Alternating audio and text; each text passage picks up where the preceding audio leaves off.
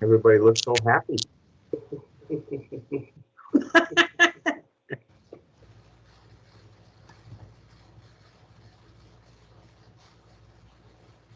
What's that, a view out of your office, Mark? Exactly. No, it's a virtual background. Didn't look like Lowell Drive to me. No, it's not. It is. I'm at Lowell Drive, but that is definitely not Lowell Drive. Oh.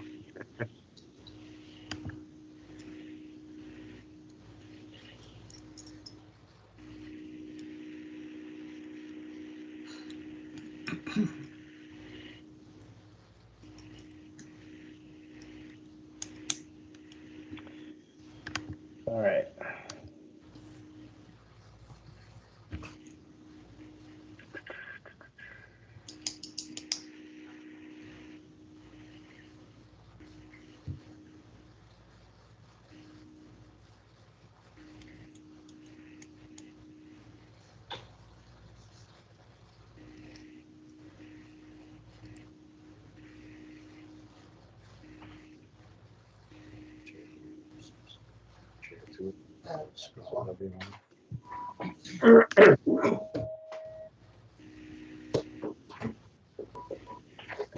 Okay, Laura, you want to read the Sure, no problem. statement? Thank you. This open meeting of the Mendo Select Board is being conducted remotely, consistent with Governor Baker's updated guidance on holding meetings pursuant to the Act extending certain COVID measures that was signed into law on June 16th, 2021. This act includes an extension until April 1st, 2022 of the remote meeting provisions of his March 12th, 2020 executive order suspending certain provisions of the open meeting law. For this meeting, the Mendo Select Board is convening by video telephone conference as posted on the town's website, identifying how the public may join. This meeting will feature public comment. Back to you, Mr. Chairman. Okay, do we have any citizen statements and petitions? Hearing none. Correspondence? No. I don't believe we have any.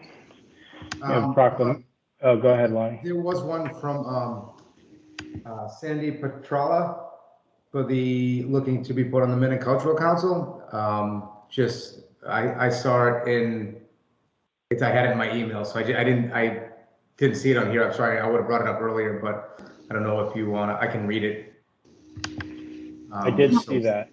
Lonnie, yeah. This is Laura. I sent it to the chair of Mendo Cultural Council. They're going to interview her, and then they're going to make a recommendation to us. Perfect. Thank you. Okay, good. Great. Proclamations. Senior Citizens Day. I'll take a motion. Yeah. I move to proclaim Sunday, September 19th, 2021 as Senior Citizens Day and proclaim Ann Vandersloot and John Vandersloot as the Senior Citizens of the Year. You want me to read the proclamations? Yeah, you might as well. Whereas the town of Mendo is truly blessed with the senior citizens who have given their time and talents to make the town of Mendo a better place to live, and whereas these elder citizens of Mendo represent a wealth of knowledge and understanding, and whereas those elder statesmen have offered themselves freely and without compensation in an attempt to improve their community, and whereas throughout the Commonwealth of Massachusetts, citizens are gathering to express their thanks to the seniors of the Commonwealth and to reaffirm the commitment of the Commonwealth and to safeguard the independence and dignity of our elders. Now, therefore, we, the Mendo Select Board of the town of Mendo, do hereby proclaim Sunday, the 19th day of September in the year 2021 as Senior Citizens Day in Mendo, Massachusetts, and urge all citizens to express their appreciation and respect to those who have served this town so well throughout their lives. Second. So there's two, I'll read the other two as well because they're for the individuals. Senior Citizen of the Year proclamation awarded to Ann Vandersloot, whereas Ann has been a Mendo resident and an active member of the Mendo community for the past 19 years since marrying John in 2002, and has two daughters by a previous marriage, Lori of Milton and Amy of Rutland. She has 4 grandchildren, whereas Ann has been appointed board member of the Mendo Council on Aging since 2009 and has held the office of secretary since 2012. She is deemed invaluable in this role. Whereas in addition to her role in the Council on Aging, Ann has been an active participant and a dedicated volunteer in many areas of the Mendon Senior Center since 2009. She has taken on a leadership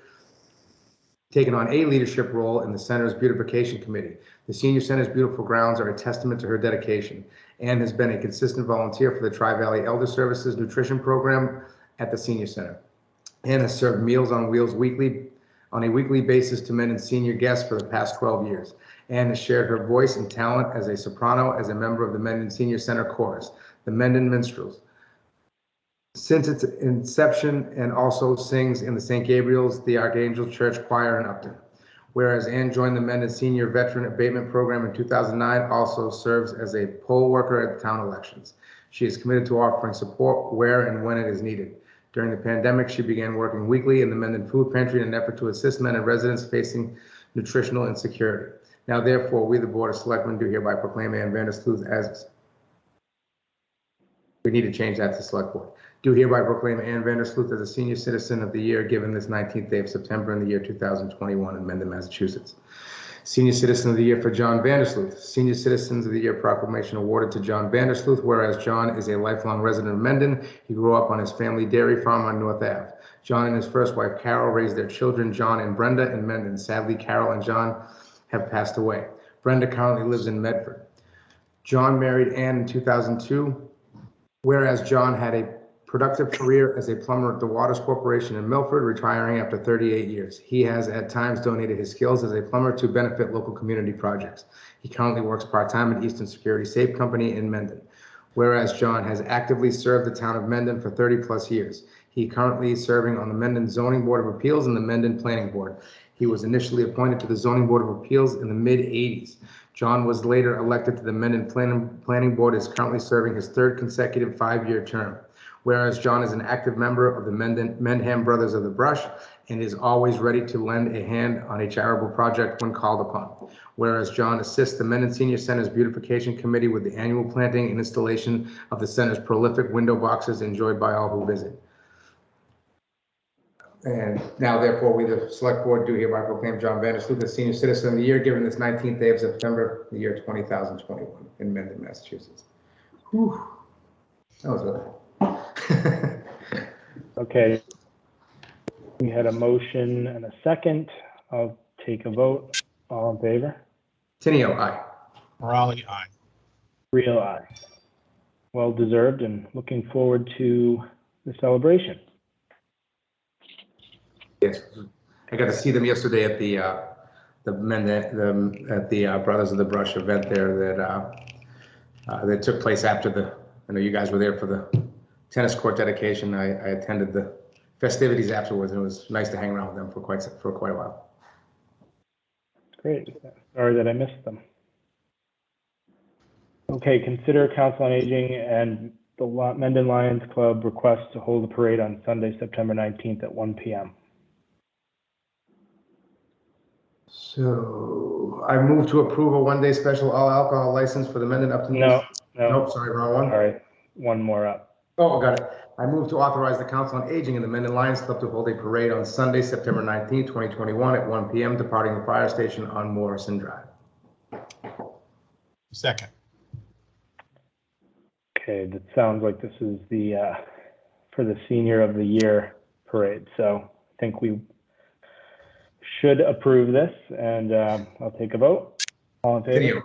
Tenio, aye. Morale, aye. Real aye. Very good.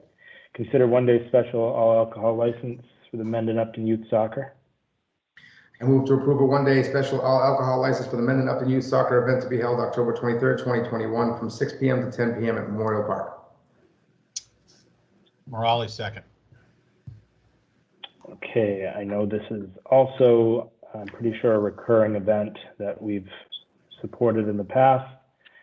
Dan, do you have any? Yeah, go ahead.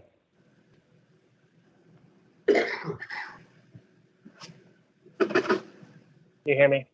You can, yeah. I just don't know if, sorry, it's getting feedback. Do you need to specify the address if we end up doing this event at Veterans Park instead? Is that going to screw things up? Because we haven't. Yeah, how about if I just amend it to be Memorial or Veterans Park? How's that? Perfect. Is there a second on that amendment? Sure, I second that. Okay, great. All right, all in favor? Tenio, aye. Morale, aye. Real aye. Okay, consider appointment of heavy equipment operator. We have Mr. Tatro here. Yes, I am. You want me to make the motion first? Yeah, let's Move. make the motion. I move to appoint Scott Esty as full-time heavy equipment operator for the DPW. Rate of pay is $20.71 per hour and a start date of September 13, 2021. Morale, second. Okay. I don't know what happened. I lost you over here.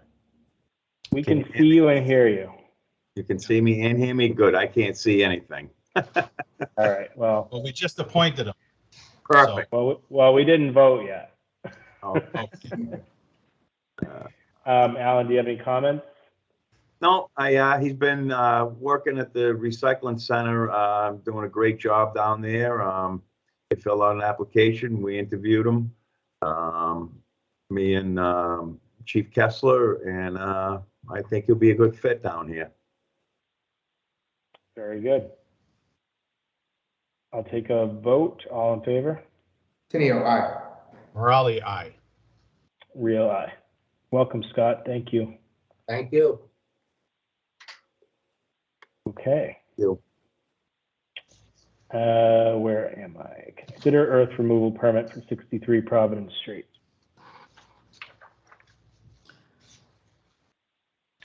We have a note that is Mr. Lanzetta on the call. All right, I'll talk to you. I don't believe he is. He had called earlier today when he got the second email, I guess, and let me know that he wasn't going to be able to make it, but if there was any questions that we could call him. I do have his number. I'm going to actually just not vote on this for, just in case there's any conflict there. Okay. I know my brother's done some business with him, so.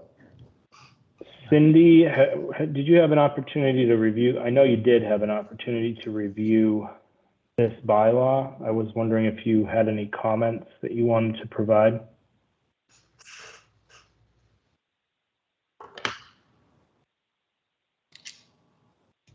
You're muted. I think that there probably would be better if I could give you some comments and then we went over them, if that's okay. Sure. In theory, I don't have any problem with the bylaw. Are there any particular issues or concerns with the board? No, I know that this has just been a recurring, periodical issue that comes up so seldomly that we always seem to forget how it all works. Yes. So it would be good to figure it out now going forward. So based upon the way it is, if I had a comment on it, it would be that I remember a long time ago that the reason loam was segregated out, there was maybe a developer at one point that was taking the loam and selling it all and then not putting enough back, or putting a very marginal amount. There's really no law saying how much needs to be, and it became a point of concern. But I feel like it should, personally, I feel like it should fall as in any other material in a bona fide project as it's listed in the bylaw in a situation like this. So for instance, Mr. Lanzetta is building a building across the street there, and it's a construction yard, so it's going to be probably a whatever material building, and then probably most of it paved. So how much loom is going to be needed to fill his small grassed areas, that it would be excess material, just as if he had pulled up some gravel to put the foundation in, or whatever material may have been there. So I feel that if we were to make a change, that would be the change. And that if somebody's actually going to strip a lot to actually sell material, that regardless of the material, you would have to come for a permit, regardless if it's loam, gravel, fill, whatever it may be. So that's my 2 cents on it. But as far as for right now, the application's in and that's understandable. The only thing I will add is, for whatever reason, and Lonnie, you've provided some good history there, is loam is particularly called out throughout your bylaw as being treated specially. And I'm not sure what the reasoning for treating it differently from everything else, other than people may strip off loam and when they're clear cutting and nothing else. But as far as I see it, there's, even when there's exceptions for a bona fide construction project, nothing provides an exception for loam.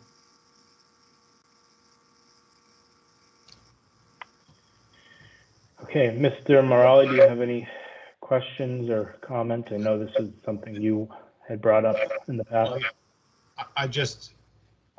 I just remembered the bylaw and saw the sign up and just asked a question back in May, what the process was, to educate myself on it. And that's, I think we all know about it now. And I would ask Alan to pipe in on this if he remembers.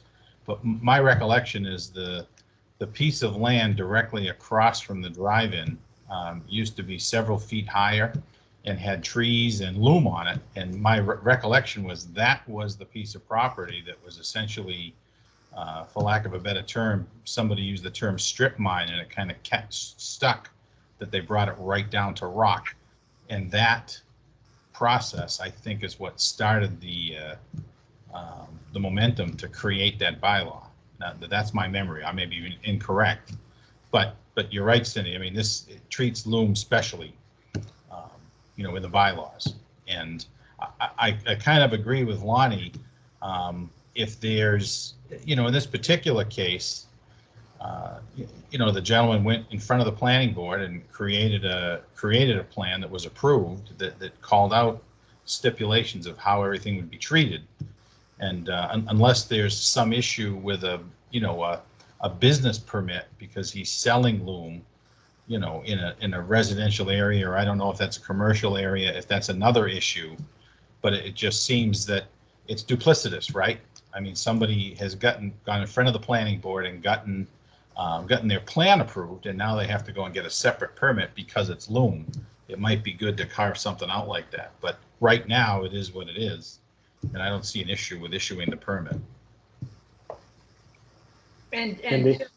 To Mark's point, I don't know enough about the property, but that was a flag for me that, independent of the removal and the need for the permit to do the removal, there's an independent question about the selling of it off the property. And I don't know enough about the property to know whether that is a real issue or whether it's just, it's okay. But that is something that should be looked at. Okay. So just on that note, I mean, I guess it's a gray area. It's not like the business of Lanzetta Excavating isn't selling material as their main source of business, and the excess material is there so they can build their building to then move their business to our town.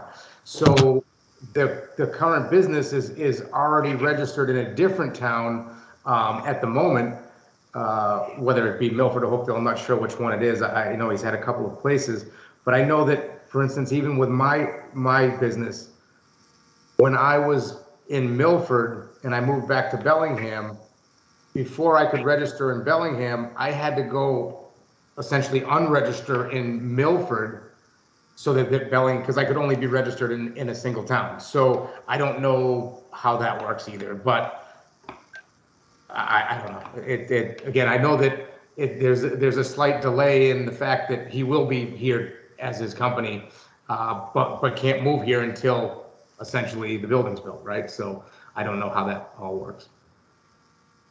Yeah, my question was really limited to the zoning implications of whether he's allowed to sell on that lot.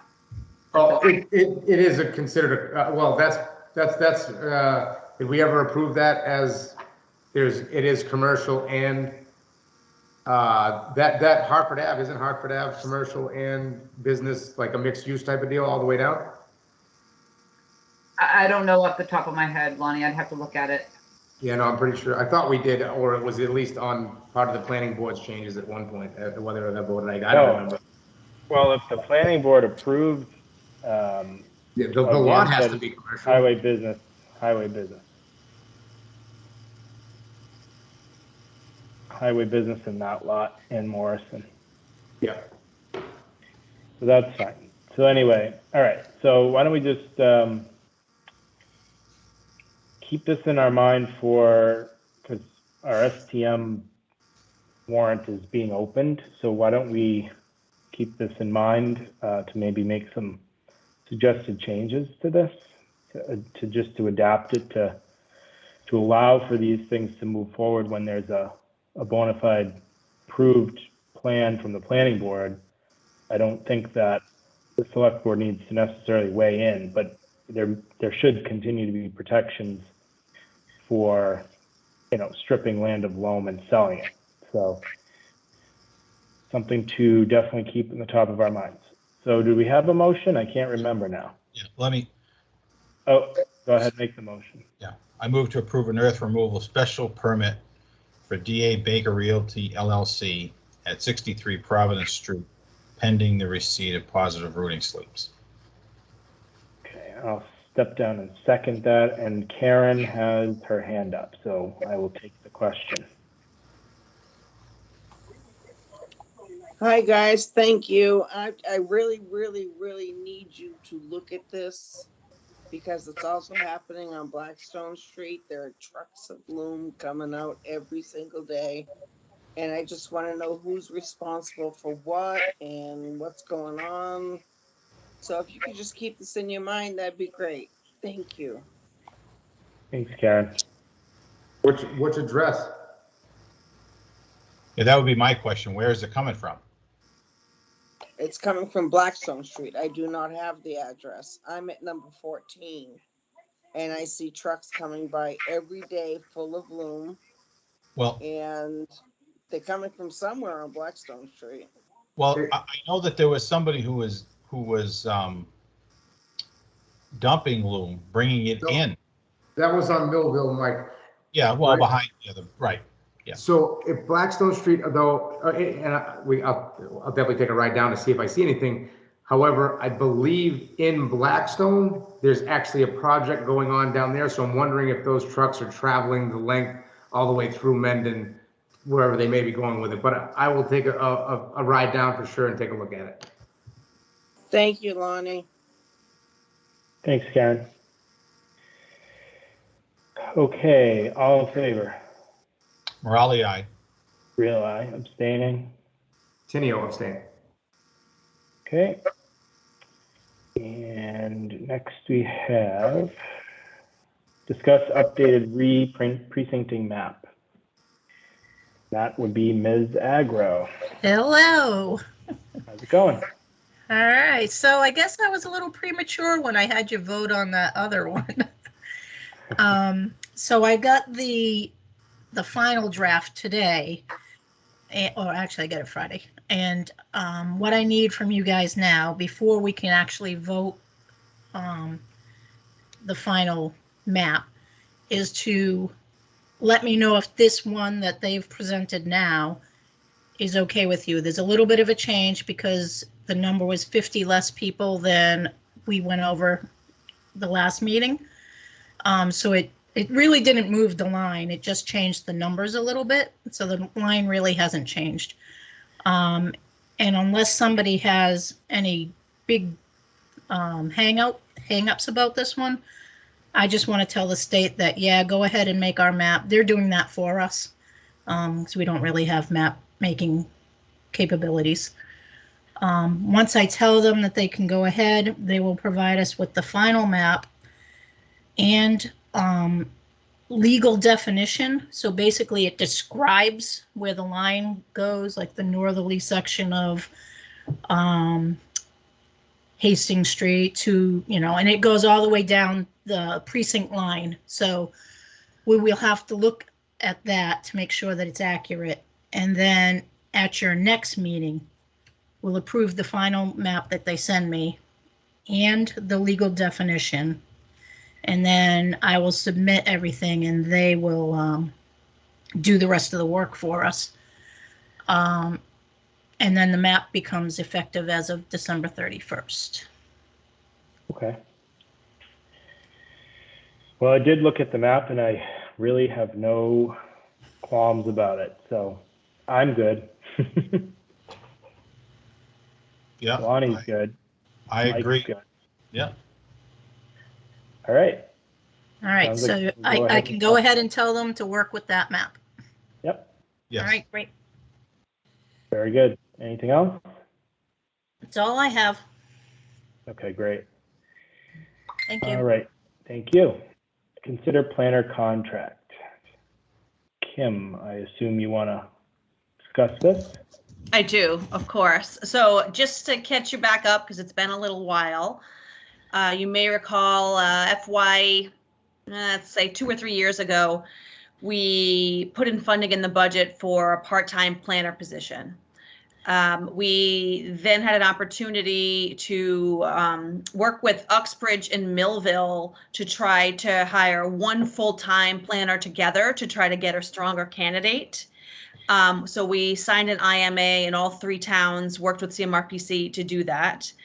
And during that process, we were presented with another opportunity to apply for an efficiency and a regionalization grant through the state, which we then received, which paid, which was $75,000, which would essentially was a model program that I'm creating that has a senior planner position using a person that's a wealth of knowledge within the state to train a junior level planner position, which would then be shared through the 3 communities. Okay, that's the summary of what's happening here. That candidate, that senior planner position, is Jack Hunter, who you may remember we've been working with already previously for Keller Williams. He and I have already started working together very well, I'd say, over the past year. And so we forged this idea. He's already met with both Millville and Uxbridge, and everyone is aligned. So we're just excited about moving forward. But one of the, in addition to the IMA, which is already signed, and the funding that's already agreed upon to fund the junior piece, is the money for the grant was given to Mendon. And so essentially we're responsible for him. And the cleanest way to do this, after having discussions with council and with the other communities, is to hire him as a consultant specifically for this senior planning piece. And the funding for him for that is limited specifically to the grant funds that we've received. So he will, basically, he and I will work together, and we'll work with the other managers in the other communities, and he will hire a junior planner, and it's a whole scope of services that's here. But essentially we need to sign a contract with him to hire him so he can do that. We're the main community in the agreement. Very good. Questions or comments from the board? No. I'll make a motion to approve entering into, oh, sorry, Mike, did you have anything? I jumped the gun there. No, I've talked to Kim about this a few times, so I have no issues at all. I approve entering into a consulting agreement with Jack Hunt to perform regional work as a senior planner. I second it. Okay, we have a question from Karen. Karen, go ahead. Hi, how much is it going? I know you got $75,000 for this man, and now you want to get a co-planner.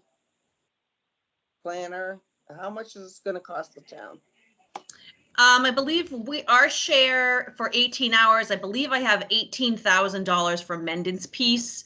Uxbridge has the majority of the hours, so they have a little more in their 20s, and then Millville has, I think they have a dozen hours, and so they have the final portion. All told, it's for one position that's about $55,000 in range plus benefits for that employee. And that person actually will be housed out of Uxbridge.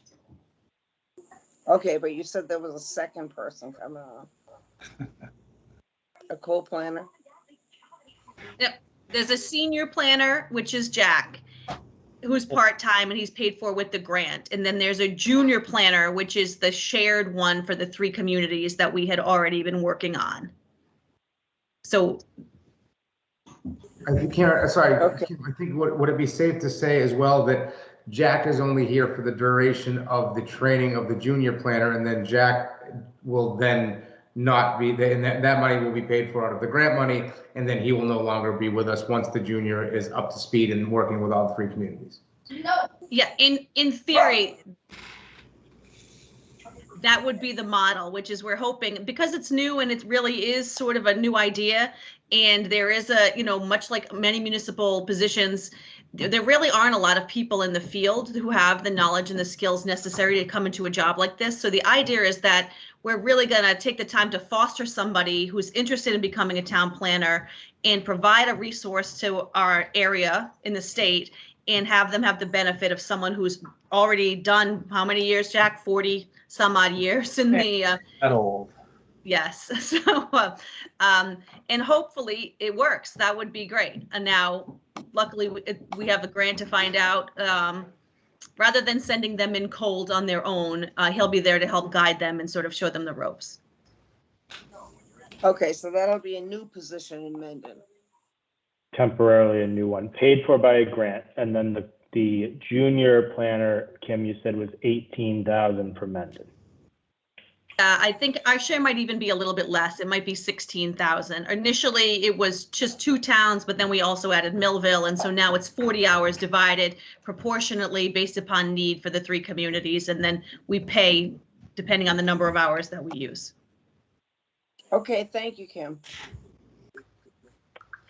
Thanks, Karen. Okay, all in favor? Morale, aye. Tenio, aye. Real aye. Welcome Can I aboard, say it? Jack. Jack, please go ahead. I just, now that I'm hired, I thought I was retired, to be honest with you. I didn't know this was going to happen. But you've got quite a salesperson in your town administrator, I will tell you. And to answer that other woman's question, I think this is doable. I'm hoping it's doable. 3 towns gets a little dicey because if you're in my field, you kind of get sucked in, and it can become a lot of hours. So, and I know you've had problems finding people that are willing to do it with any experience. I've already reached out to a few agencies and the like, and I'm even having a little problem, but we're going to advertise. We'll get somebody, I'll train them, and I'm excited about it. And thank you. Thank you. Well, this is a long time coming, actually, so I guess so. I think there's a bit of weight lifted I want you off. to know, Mr. Chairman, I was supposed to appear in person, but I know. Well, I think this may be our last fully remote meeting. We are very close to having a new technology set up in our meeting room, so we'll have a hybrid model. I'm very excited to get that going. So I'll have to meet you all again. Yes, sounds great. Thank you so much. Yep. Okay. Discuss Morrison Drive easement issue. And this, Ann, are you here for that one as well? I am. Can you hear me? All these easement problems and all these lot line issues. We can hear you, Ann. That's why I had to get Jack on the payroll first before we went over it. So maybe Ann can't hear us. She just left. Whoops. Well, I can help at the beginning, Mr. Chair, if you would like. Okay. Just, you know, I was asked to look at Morrison Avenue about the possibility of selling the back piece behind the fire station. I've met with several people about this, walked the site numerous times, talked to Ann many times, and I've given a draft RFP to Kim, but Ann has a concern that the open space, and I may get some of these names wrong, of the subdivision near there, that Applewood. yes, Applewood, that was given to the town, that they have to have better access. And she would like that access to go on the town property that's there now.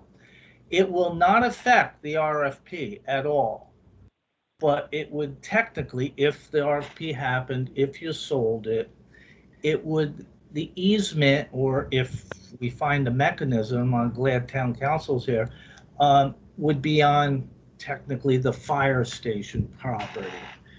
And there was some issue with the conservation restriction, the CR, that this had to happen quickly.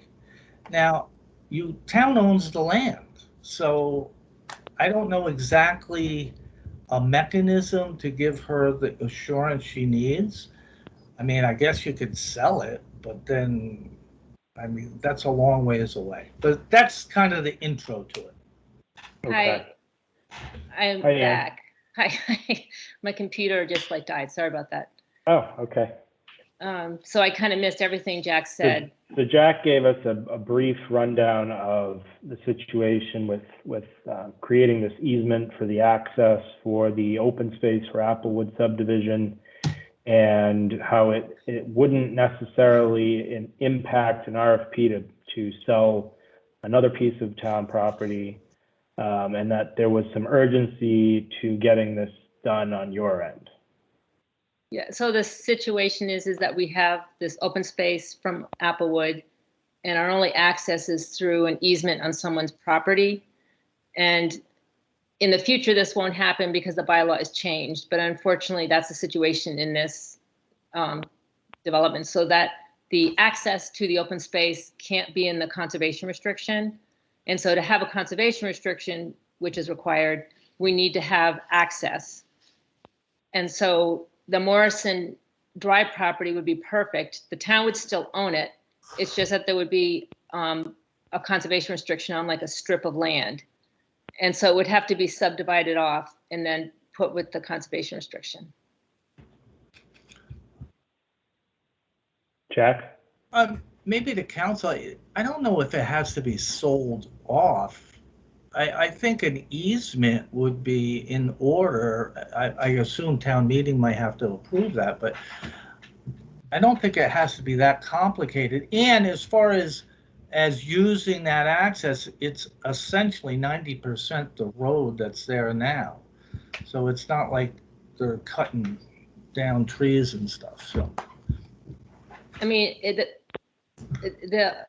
the access from Morrison Drive would have to be in the conservation restriction. It wouldn't have to be sold. The town would own it. The town owns it already. So it would be more just surveying it so that when the map for the conservation restriction is very clear, like, okay, this is the access and then here's the open space. That's all it is. Cindy, go ahead. You're muted though. I can't wait to go live. I agree. We don't need to own it. We need to be able to stake it out so we know exactly what it is and put the conservation restriction over it. So it's not as complicated as it may sound. The hardest part is going to be actually, and it may not be hard at all on this property, is actually surveying where the easement is, or getting something the state will accept as specific enough that you could actually know where it is. So what I'd like permission is working with Jack and getting approval from, with Kim to figure out where that land would be so that we can move forward with the conservation restriction. Okay. And I think maybe Chief Kessler may also want to have a say in this too, based on his rose up hand. Bill, do you have some comments? Yeah, so I knew that the town was trying to sell that property and that there would have to be some type of roadway going through, most likely some type of roadway going through the fire station.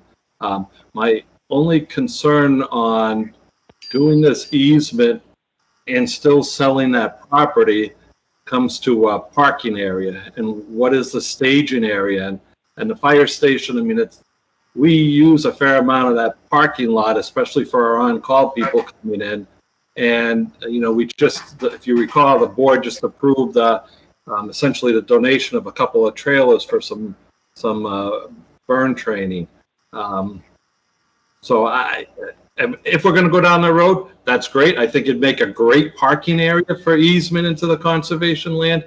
But I think we should go with our eyes open that maybe we shouldn't be selling that property if this may evolve into something. Just for the chief's clarification, at least the RFP I wrote, chief, had no predisposition of access through town property. So whoever's buying that is an abutter on the other side. So that roadway would no longer be necessary. I don't know if that completely answers your question. Well, yeah, I'm not sure. I might have. Are you saying that access to the conservation land would come off of Providence Street instead of Morrison Drive? No. Okay. I'm talking about the selling of the property in the rear, that there'd be no access, the way I wrote it, unless I'm told differently, off of Morrison Street through any easement or anything else to this sold property. How would they access it? They would it'd have to be in the butter on the other side. You could only sell, you would either be buying a landlocked piece of property or somebody that abuts it to buy it. Correct. You've limited the potential buyers to 2 people. Actually, there's 6 technically, but I don't know anybody. I'm told by Keller Williams that there's 2 property owners who are interested. Oh, okay. Is there any reason why we can't just carve out, and I'm looking at the map, and I think, isn't there a way to carve out a piece of this and not sell the whole thing and just keep an access way without making an easement, just keep a piece of the property and not sell a piece of it, so you would have the access, but then they would still have their own access too? Or am I misreading it? Is there a way to share this map or something? I think we're talking about 2 different things. I think. Yeah, I think we are too. So the easement, so the open space access is just, we're not looking to sell that at all. That's just going to be an easement on top of the current driveway that's there. Is there a conservation restriction on the easement or is that just an easement to access? Like the way we're going to have to pull the pavement up, does it have to be a dirt road or can it still be what it is? It's right now, I don't think there's any road or anything. It's just, it's just woods. And so all I am asking for is just that strip on the edge where it says town, open space access, town of Mendon. And I just, drew lines, but obviously I would work with Jack. There would still be access. It wouldn't affect the access to the back property. Got it. Yeah, I get that. So one other quick question. So do we no longer need the easement from Applewood or we would still keep both? Would keep both. It's just that this access would be actually in the conservation restriction, whereas the other easement can't be because it's on somebody's lawn. Oh, I see what you're saying now. I got it. Okay. Yeah, I don't have a huge problem with it as long as it doesn't interfere with the way the fire station works. I don't see where it makes any difference to the back piece.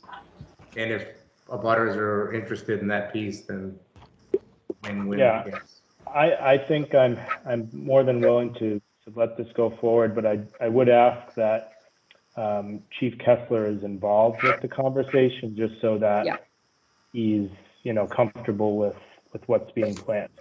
Absolutely. And maybe also like when we walk on the property, he can come with us, to see it. Mr. Chair, Chief, I plan on being out there. I was going to come out today, but that got canceled. Next Thursday, if you're around, I could get in touch with you and I'll show you what I got. Sure. couple of things. One, next Thursday works. We just have a couple of fire drills in the morning. We should be done by 10:30 with those. All right.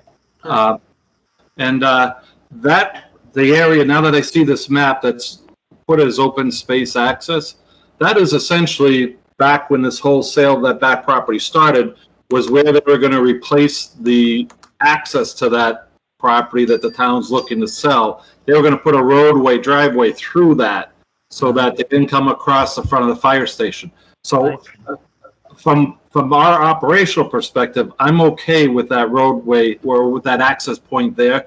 The only concern I'd have is if people started parking in the actual fire station parking lot. So as long as we can put parking either up in the wider area or down on the road, that I'm good with it. But I'm more than happy to meet with you next week as well. Thanks, Chief. Okay. I think we're good there, right, Ann? I think so. Maybe we can meet. I'd like to meet also, and I'm in Mendon after September 20th, so maybe we could, meet then. Unless it's, Sure. My concern is I don't want the town to sell the property and then not have this access. And if the town's not selling the property before in September, I think it's okay to wait. Yeah. Does that make sense? So I'm confused though. What would the town selling the back lot have to do with this easement in any way, shape, or form? Because if the easement isn't cut off and put in the conservation restriction before the property is sold, then the person who buys the property might not allow access. But we're not selling any portion of where your easement is, has nothing to do with the back property. The back property is going to be a landlocked piece of property. Correct. No access. Good. And I'd be glad to talk to you, Ann.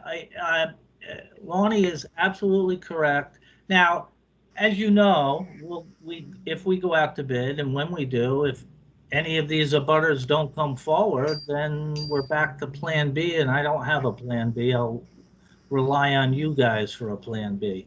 But that's if somebody doesn't buy it that abuts it, I would be of the opinion to just leave it. It's not doing anything. If anything, it's a benefit to the fire station down the road. We could move the burn trailers there or something like that. But again, to me, that's a strategic piece for the fire station at this moment. Yeah. So just want to pause that conversation because the item on the agenda is really focused on the easement. So I think we've settled that piece of it, and it looks like moving forward they'll work together to get that to happen. And then the conversation on the lot and the potential sale of that lot will continue at a future meeting. Okay. Okay, and I'll be in touch with Inman Hill Jack. Road. Yes, thank you, Ann. So there's somebody that's trying to get in on the meeting on the phone, and they said that someone needs to grant them access. They can't get on. Who controls that? I haven't seen anything pop up. Let me check the lobby. Hold on.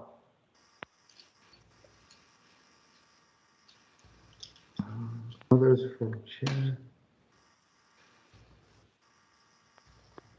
I don't see anybody. I don't think we have a lobby. Are they calling the right phone number? I don't know. They're calling the number that's on the agenda. Let me see. Hold on. Let me just try it real quick.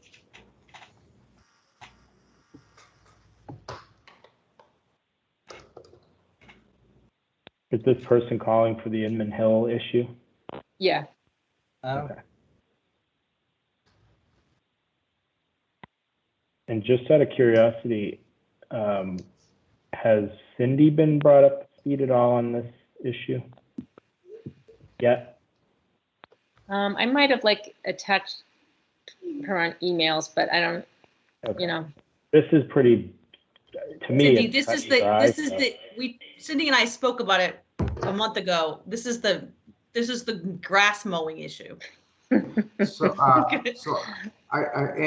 think she's dialing the wrong number because I just got right in. Okay, I'll just tell her to dial again. You know what? I'll send her a text too with the one I use. It's Tish, right? Yeah. I think I know. So, I mean, Can you begin the conversation? yeah. So basically, the town owns land at the top of Inman Hill, and the person that lives at 18 Inman Hill keeps on mowing into the town property. And I talked to him 6 months ago, maybe, and he said that, oh, he owns the property. And so I said, well, we're going to survey it just so everybody knows where the borders are. And so we did that, put the markers up, and he was mowing in the town property. And so he said he would stop. And so there's been emails, there's been phone conversations, talking to him in person, and he just keeps on mowing on the town property. And I just wanted to stop, just mow up to your property and then leave the town property alone. So that's Right. my issue. Yeah, I really think that, I did take a ride up there maybe a few weeks ago as well and saw that it was continuing. And so, Cindy, do we maybe send a letter to, what's our options here, I guess? Because clearly he's not listening. You're on mute as well. I mean, you have lots of options. This is not the person that has any right to be mowing up there. This is in a butter who is just plain old ignoring his property line, right? Correct. It's a trespass. You could tell him if he doesn't stop, you're going to sue him. You can ask him to come before the board, just as a general matter to talk about the situation and try to get a sense of why he thinks he has any sort of right to be doing what he's doing. Right. And short of that, then you're in a position of either trying to enforce it, which is really, it's a trespass. He doesn't have the right to be on your property. He doesn't have the right to be mowing your property. And, you're looking at small claims court, seeking an injunction. Well, then I think in my mind, the first step is to ask him to come before the board. But before we go on, why don't we ask Chief Kersey to chime in? I just have a question for Cindy. Okay. I know it's town property, so that's why it's been difficult to deal with. Can the board issue a trespass and we can criminally charge, or because it's town property, we're not able to do that? If it gets to that point. I don't think the fact that it's town property, but it's not town property open to the public for use that he's using it to. Mm-hmm. So he may have a right, and I'm not sure, I don't know the property well enough. He may have a right to be on the property like anybody else, but I don't get that sense.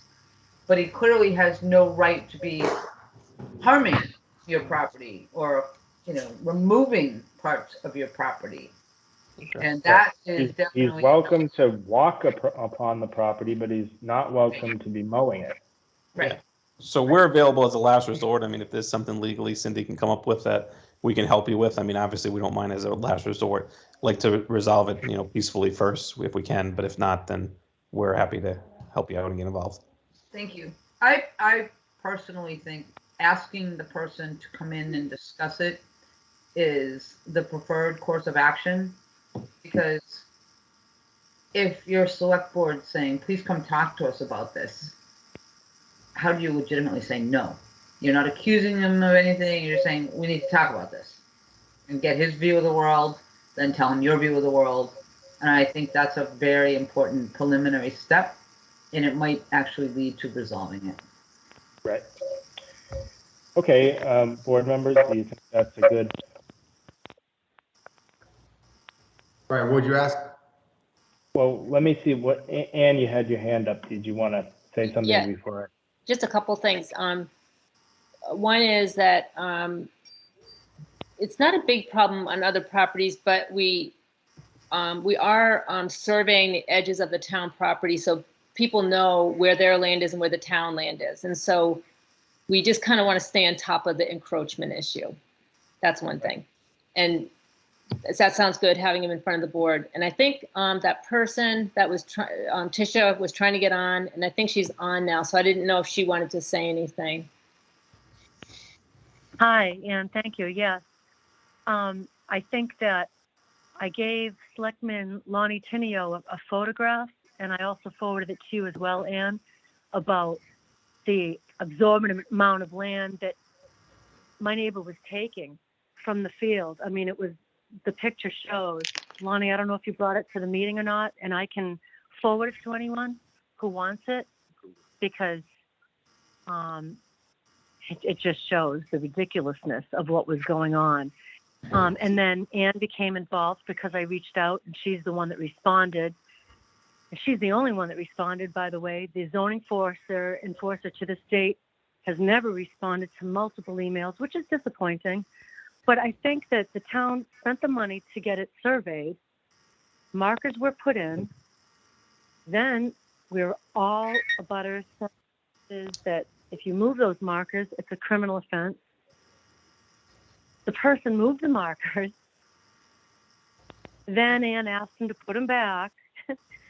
And then they were put back, and the surveyor was there to witness, and it's been recorded that they were put back 2 feet, which is significant when you add it up. You know, it's one thing to say 2 feet, but then 2 feet times, 100 feet, that's Right. 200 feet of land was trying to, So I think we need permanent markers, and we need it done soon, because I think that the pins can easily be removed. I mean, it might not be easy, but it's definitely possible to remove the metal pins.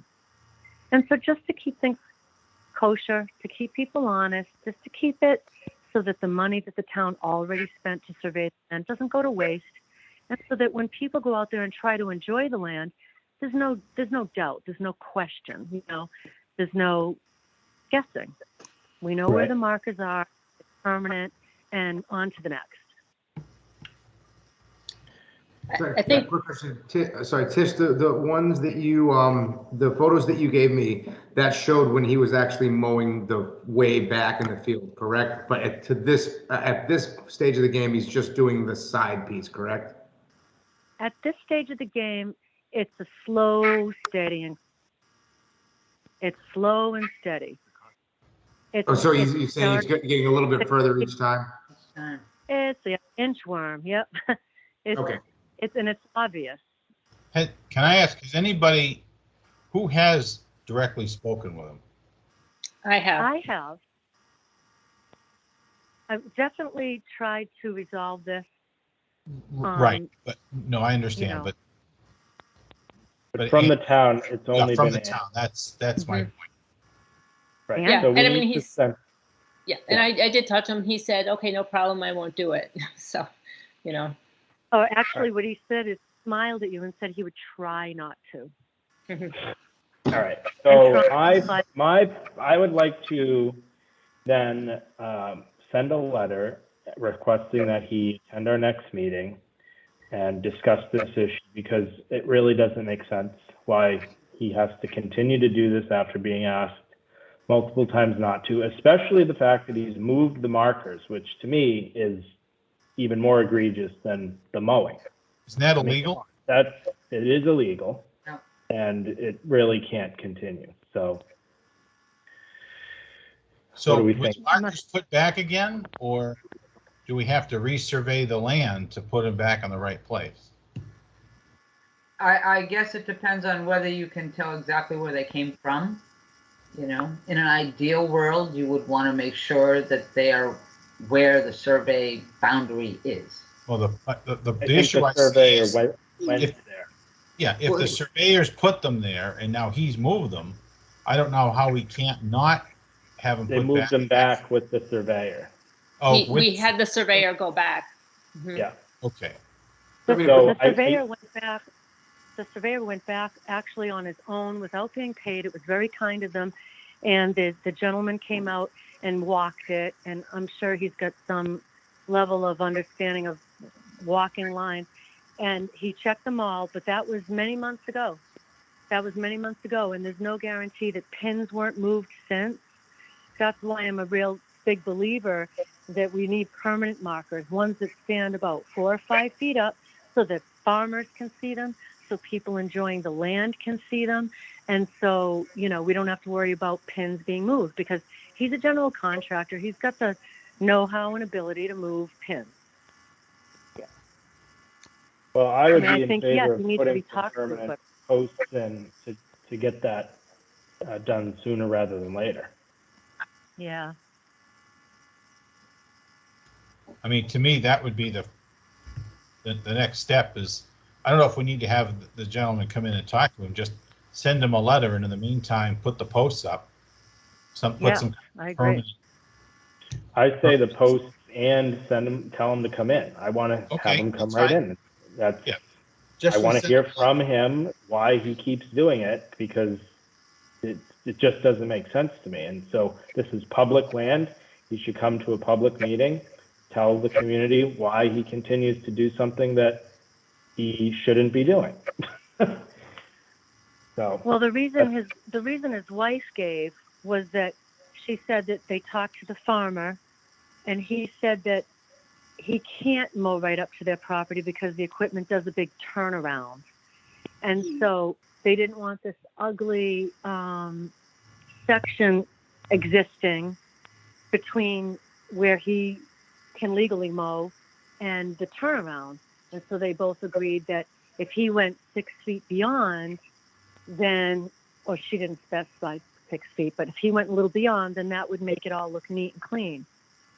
But if you look at the picture, I mean, we know where this is going, and it's more every week. And it's just where it goes. I mean, the man has taken equipment and mowed my property without my permission. got it. The whole length of it, with rented equipment.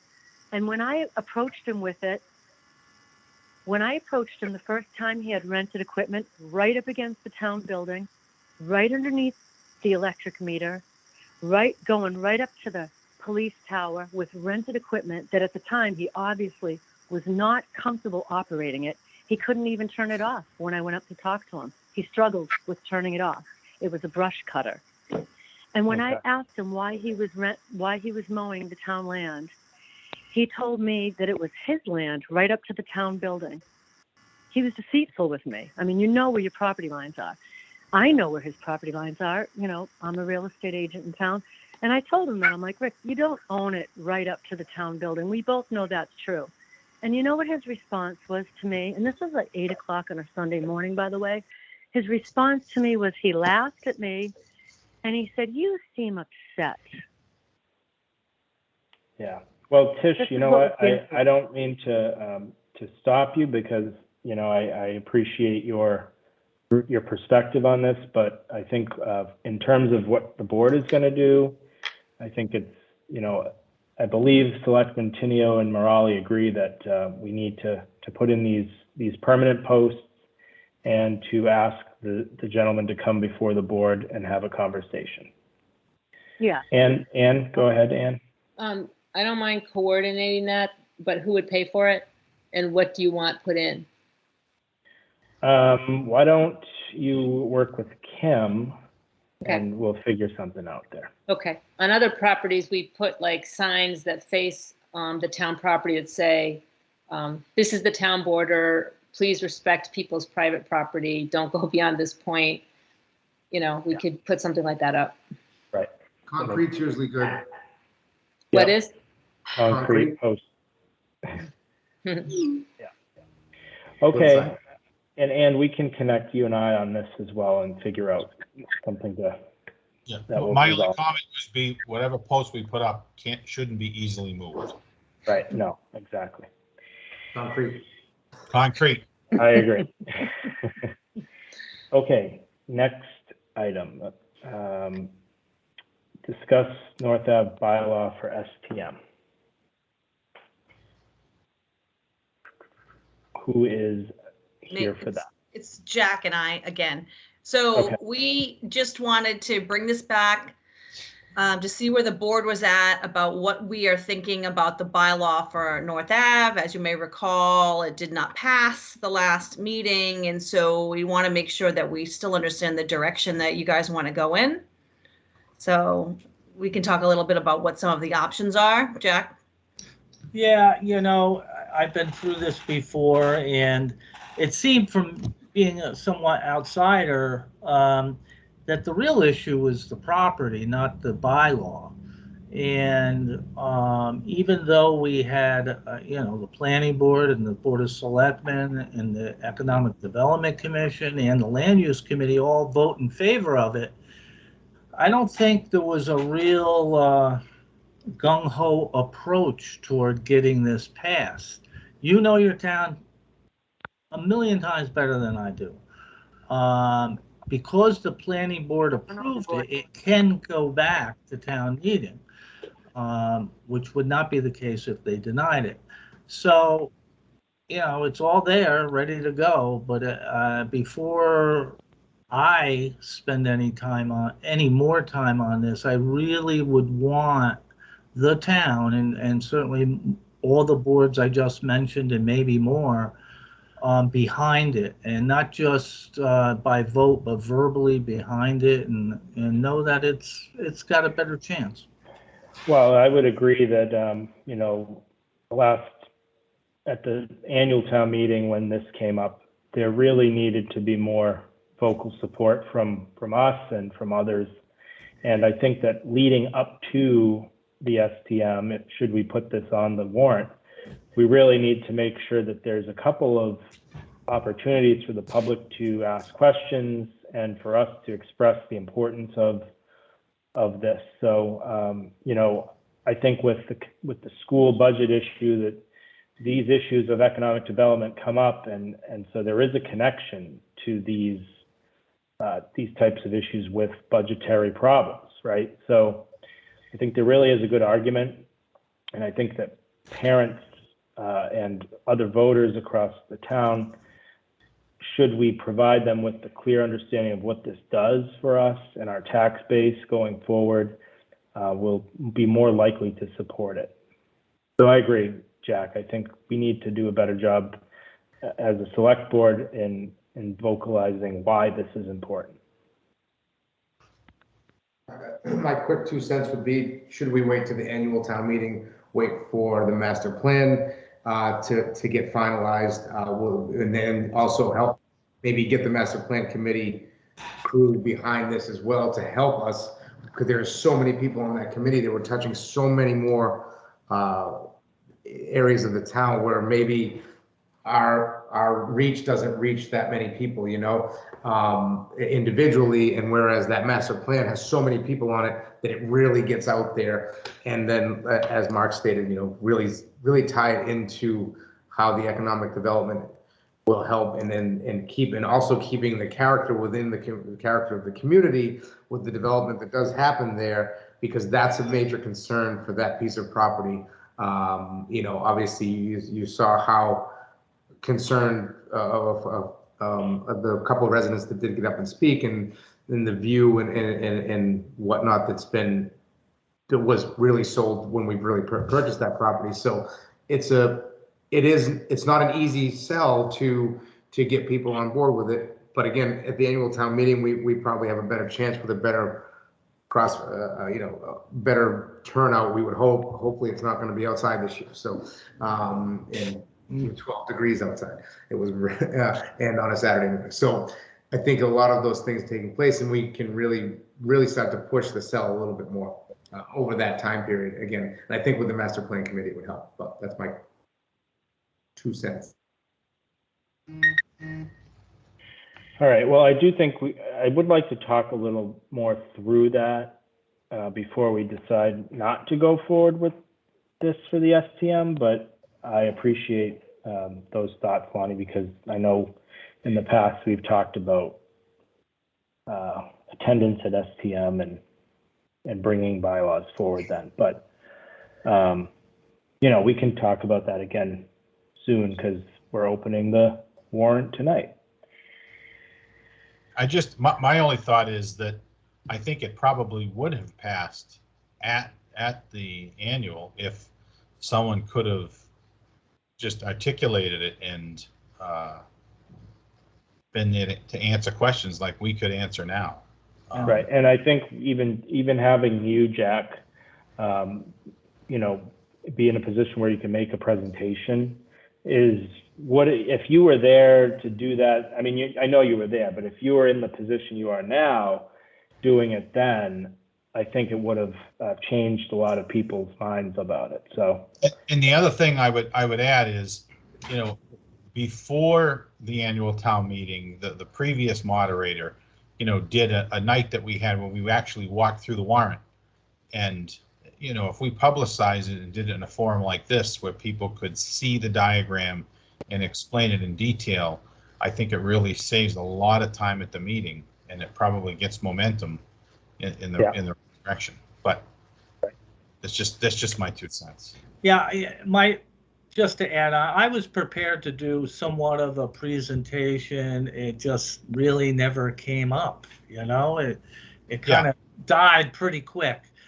If I don't care, well, I do care a little bit, but if it goes to STM or your annual town meeting and you decide to move forward, I'd like to talk to a lot of the chair people of the different committees. I'd like to have public forums, reach out to abutters, whatever it takes to really get that message across, and we'll see what the response is. Great. Okay, any further comments on that? Okay.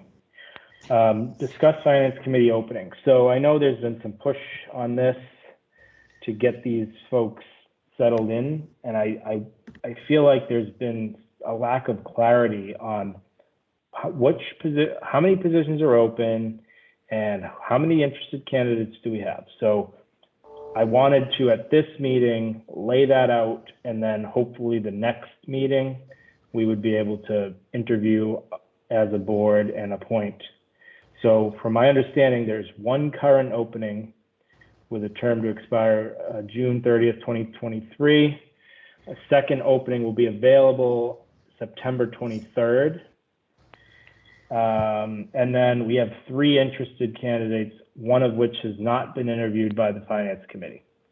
And so I'd like the finance committee to interview that final candidate so that they've interviewed all 3, and to, what do you guys think? Do you think that we should ask them to recommend 2 out of 3? Or would you like to make that decision on our own? I wouldn't mind knowing the recommendation, but I would imagine the last time they kind of interviewed everybody and then just told us to pick. So I don't know if it will be the same this time, but we can ask them. Okay. My suggestion would be to interview the 3rd candidate or whoever else comes forward, and then just rank them in order of preference, just like Lonnie said, and then have them show up at our meeting, and then just appoint who we think. Let each one of them speak to us too.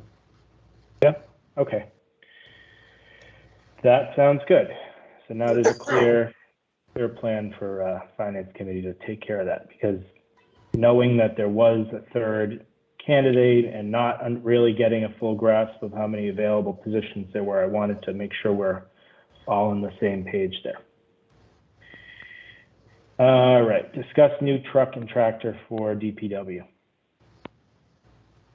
Is this Alan or Kim? Well, it was voted at town meeting. Okay, yes, this is what we're talking about. Got it. Mm-hmm. Yeah, it was voted at town meeting to, the budget was voted. Kim told me it was put in the budget. The papers that you have in front of you now are the financing, financing for it. And I'm just trying to get them signed so I can get them back to the financier. Right. The amount is within the amount that we've budgeted in that reoccurring line that we created for highway equipment. So we budgeted 56.5, and this is 55,536 per year, so it's perfect. Okay. Who needs to sign it? Can one of us stop down and sign it, or do we need all 3? Anybody, it's a motion. We just need someone to officially authorize, because it's a lease agreement. So it could be me, it can be you, it could be anyone. All right, I can stop by in the morning on my way to the office, Alan, or whatever. It doesn't matter. I'm available if you need me to do it. Yeah, same here. One of us can sign. This is what we've So already we need a meeting, right? At the annual, in the budget. Yeah. It was already Do we approved. need a motion though, or no? Well, you're agreeing to the terms of the lease agreement. There's an interest rate attached, so I think you do need a motion saying that you agree. You're entering into a financial agreement. Is that, what email was that sent to us?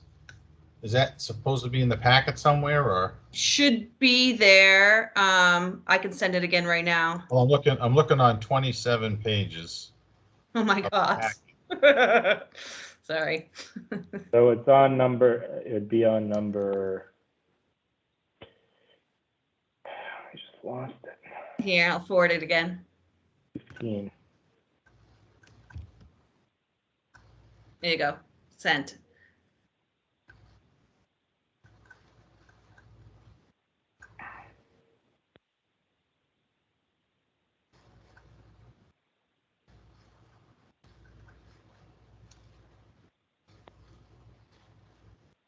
Okay.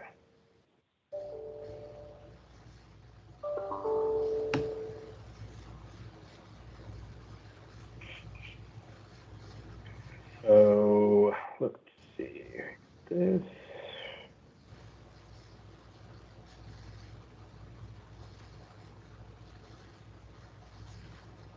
So it's this schedule number 3, exhibit A, the description of equipment. Yes. Yeah, this is very similar to what we do for the cruisers. Right. It looks like a rate of 2.69%.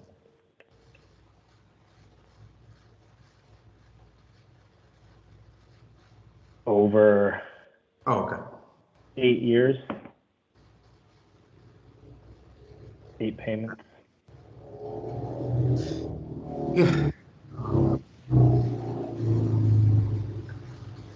All right, so I make a motion to enter into a lease agreement for the, we buy in the International HB 607, the Everest model SDS dump body, and trackless MT7 sidewalk tractor with equipment as written in the lease agreement. I second the motion. All in favor? Tenio, aye. Morale, aye. Real aye. All right, Alan, there you go. Thank you. Finally getting that trackless. Almost didn't happen again. Yeah. Nice. All right, thank you. Thank you. Okay, consider date for STM.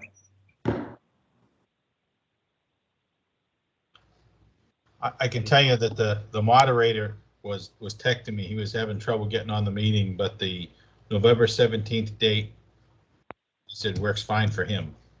And the town accountant is on the call as well as the finance director, so we can talk about the potential date for the certification of free cash, which I know is always a big question.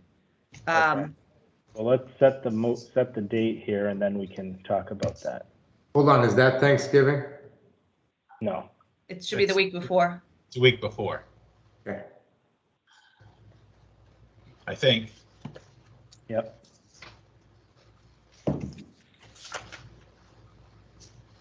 So do we have a motion? I move to set the STM meeting for November 17th, 2021, 6 o'clock or 7 o'clock? 7 o'clock. 7 o'clock at the Misco Hill Auditorium. Second. All in favor? Tenio, aye. Morale, aye. Real aye. I paused because I thought 6 sounds much better, but we don't usually do them at 6. Nah, the standard is 7. Yeah. All right. So why don't we open the STM warrant, and then we can talk with the accountant and the finance director. I move to open the STM warrant. Second. All in favor? Tenio, aye. Morale, Real aye. aye. Real aye. Okay, we have Eric. Yep. And Jody on as well. Can you hear me? I can, yes. Okay. So yeah, I know Laura sent us an email seeing if we'd be okay with that date, and we should be fine. We're hoping to have it certified by the end of October, and Jody and I and Sean are working together month by month, scrubbing the books since she's been there, and it should be no problem getting it certified. Okay, well, that's good news. I just wanted to take a second to segue. Jack and Eric are old buddies, and so they never thought they'd meet again in such a bizarre way. They used to work together. That's funny. Well, Yeah, quite right. a Small team, world. Just Small building world. our team, you know? Yeah. Okay, well, thank you, Eric. Appreciate that. You're welcome. Discuss pay adjustments for non-contractual employees. Okay, typically at our first meeting, post a new budget year, we talk about voting on a COLA for part-time and non-union employees. I'm recommending that again now. As you know, we've settled with both the police union and the fire department for 2%, and we've budgeted that in the budget for the year.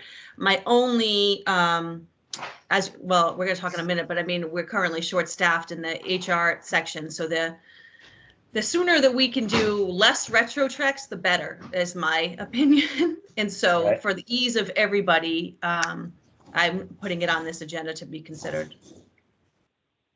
Okay, so you're recommending the 2% COLA for non-contractual employees. We have a motion. Okay. Is there a second? Second. Okay, Dan, you have a question or a comment?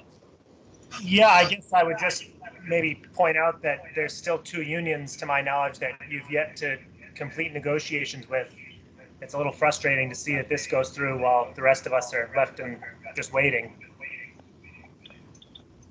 You know, not that they don't necessarily deserve it, but. Okay.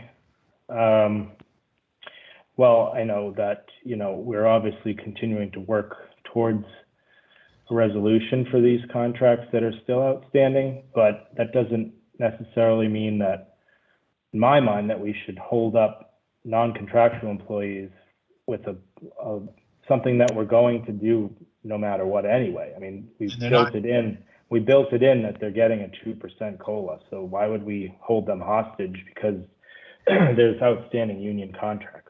Yeah, there's nothing to negotiate with them. It's, you know, it's a, if negotiations were done with you, we'd be doing the same thing, but your negotiations aren't done, and this is not a negotiation. So the townspeople voted, it's in the budget. So why wouldn't we just start giving it to them, you know, as soon as we could?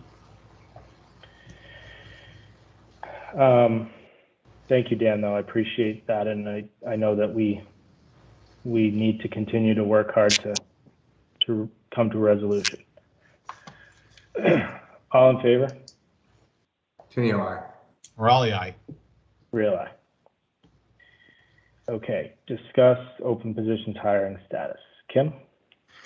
So as many of you have already heard me say the last couple of weeks, we are currently, you know, our HR person resigned, and so we are, sorry, children.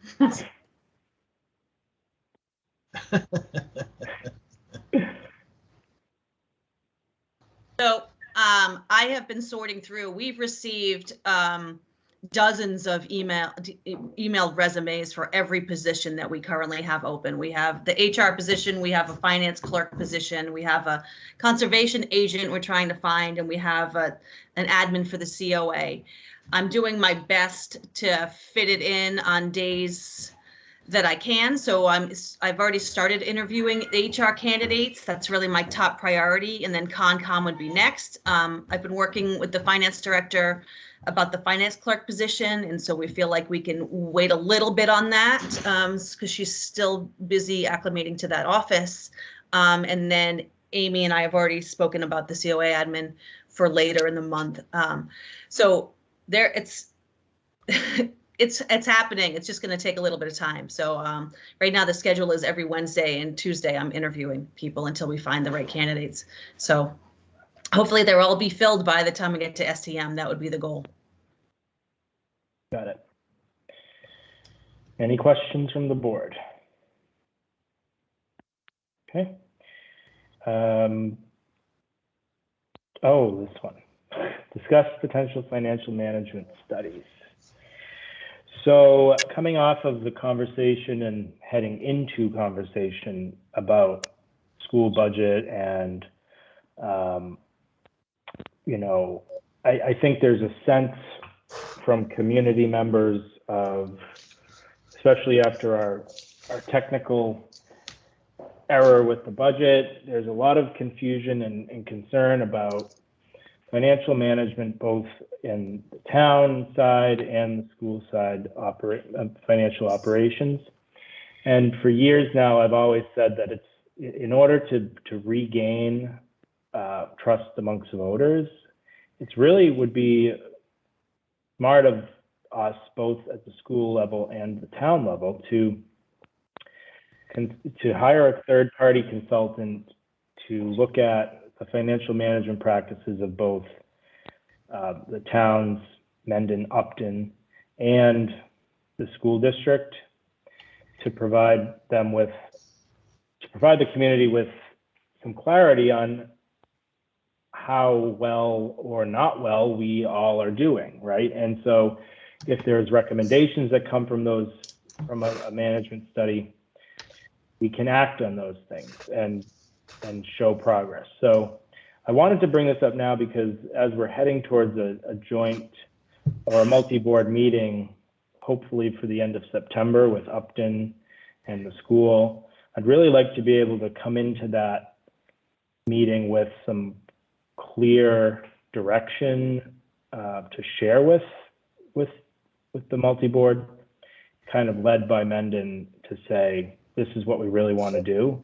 and we should all partner together to get it done, so that as we approach budget season, where we have something in hand for the community to see.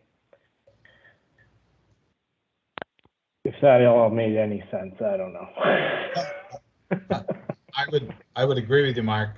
I think we're kind of in a sweet spot right now with the, you know, we need to put some financial policies in place. You know, we have a new finance director, and I did reach out to Zach Blake at the Department of Revenue Local Services to do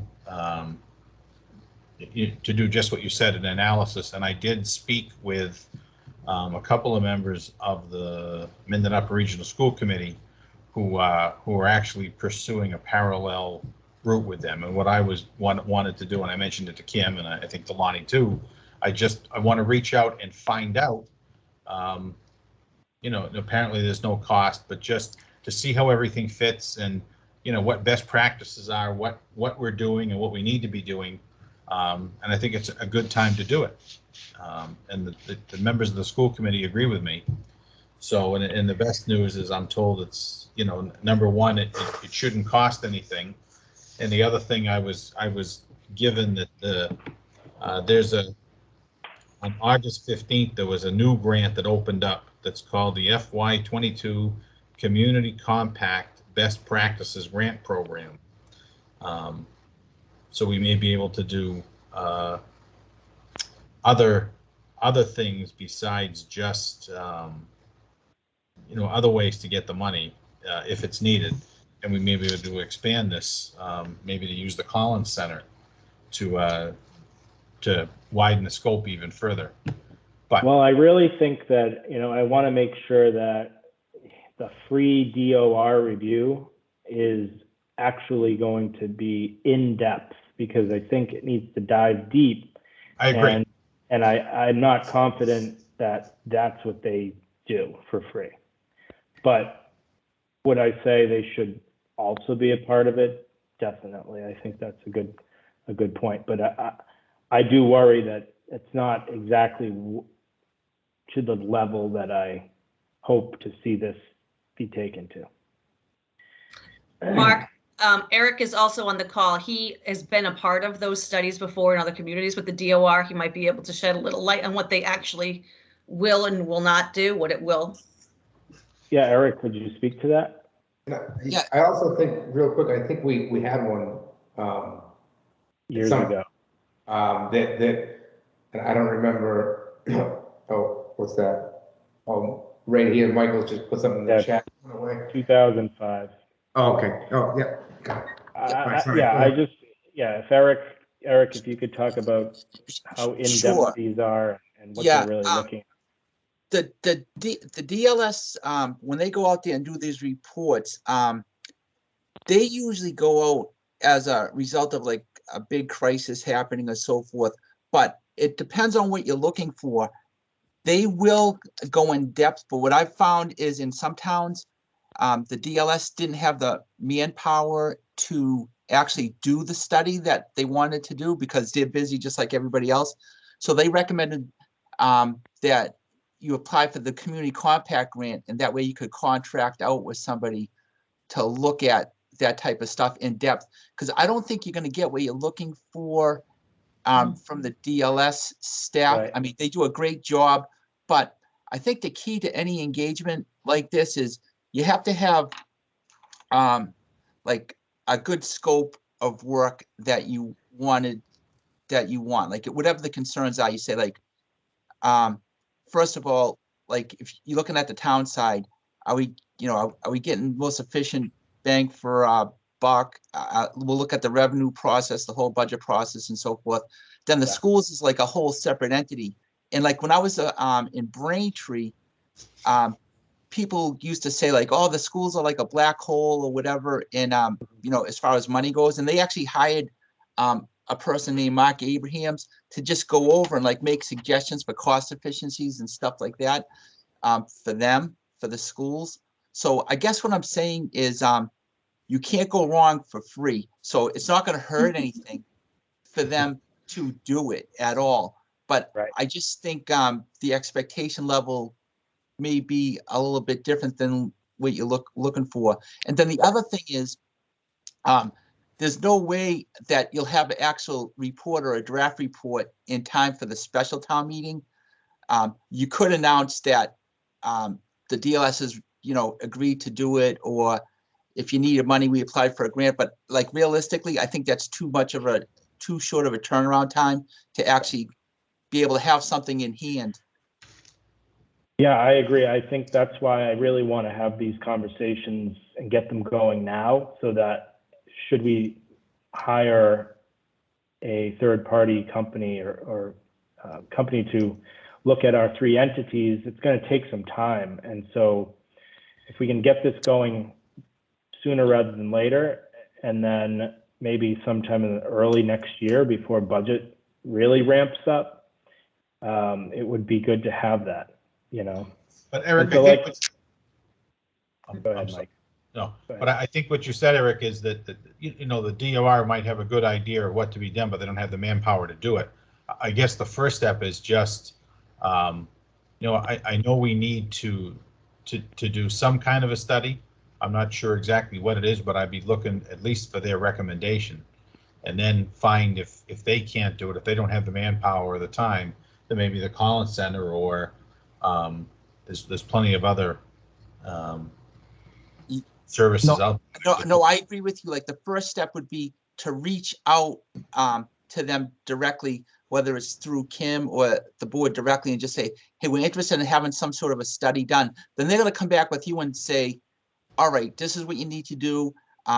We'd like to do it, but we can't, but we're going to recommend, why don't you apply for this grant and we'll give you the money to do it. Because I've done a couple things for towns that the DLS was going to do, but they just said, we'll just give you the money instead to hire a third party to do it, that type of thing. But like you said, the first step to get the ball rolling, I'm glad you talked with Zach, because I've worked with him in a lot of towns. So you just ask him for the guidance, like say, as a board, we're really interested in doing something. Where do we go from here? And then he'll just lead you through the bureaucracy and whatever you have to do. Which is pretty much all I did, was just reach out because I was given his name. Yeah. And I'm just waiting for a response. So okay. I have a follow-up question. So we've received the community compact grant before.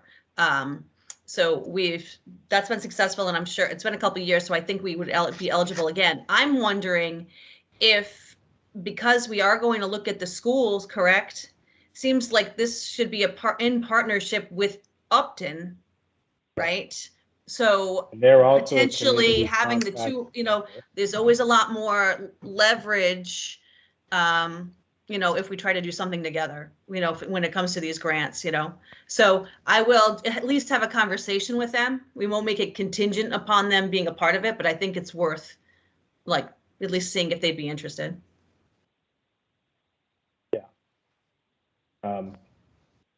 Michael Krager had said that in the chat that the DLS said there was nothing similar to this service for the school side, which is why I feel strongly that there needs to be a third-party company that's doing all three. Okay, I think we're on track. Conversation has started, and keep it going. I'm going to keep this on the agenda. Any more comments on that? Okay. Discuss town newsletter, which fell off the agenda, and it's because of all that was happening. Well, but it's right on time, actually, because we were planning on doing something corresponding basically with town meetings and seasonally. So we should try to put something together, I would say, for October, end of October, especially around whatever issues we're considering for the STM. And so I've looked at a bunch of different versions. I don't think we're really looking to do something that's like the newsletter the senior center does. I don't think that's what we're looking for. I think we're looking for a more concise list of things that are occurring that people need to be aware of that goes out on a quarterly basis. And I think we can do that pretty easily. But if I'm wrong and you want to do something that's a little bit more elaborate, we might look at working with, the senior newsletter, because that already has a distribution process and there's a methodology in place and it will reach a lot of people. So. No, I mean, for me personally, I've thought of this as just a, kind of a bulletin type document that it doesn't have to be I don't want it to be lengthy paragraphs about some of this stuff, because frankly, people won't read that if they see these long-winded paragraphs.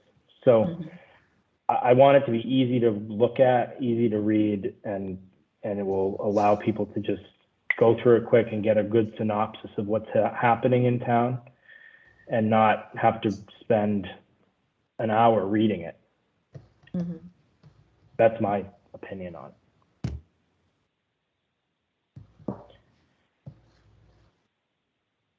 Sounds like no one disagrees with me.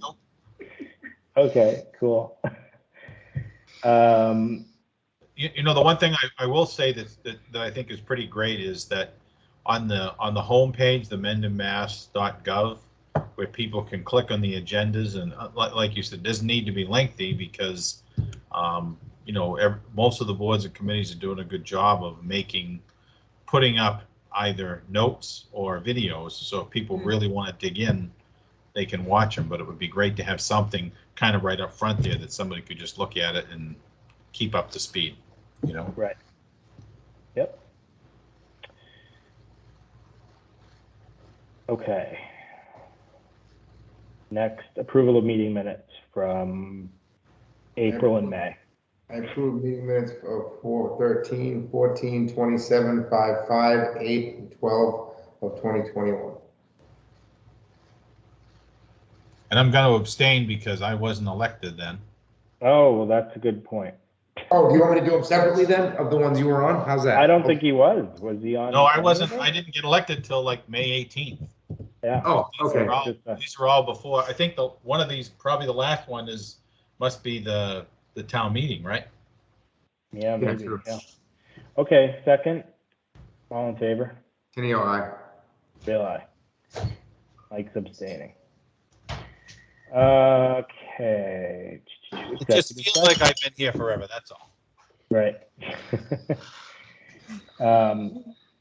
Any other topics not reasonably anticipated? I think we covered. I think so. And if there were, I wasn't going to hear it anyway. Oh, wait, I have something. Sorry. I moved to enter into executive session under Mass General Law, Chapter 30A, Section 21, for purpose 2, to conduct strategy sessions in preparation for negotiations with non-union personnel, or to conduct collective bargaining sessions or contract negotiations with non-union personnel. Police lieutenant, for purpose 3, to discuss strategy with respect to collective bargaining with the Mendon Town Hall Union Local 272, Mendon Highway Department Union Local 272, Mass Coalition of Police Union, AFL-CIO Local, to discuss in open session may be detrimental to bargaining, and for the purpose 3, to discuss strategy with respect to litigation update. We will reconvene only to adjourn. Bye-bye. Second. Is there a second? Is there a? Oh, second, sorry. All in favor? Tenny, aye. Really? And just so you know, I read that. I didn't even read that. It's just in my head, that motion. Yeah. All right. You over there. Going to a different link.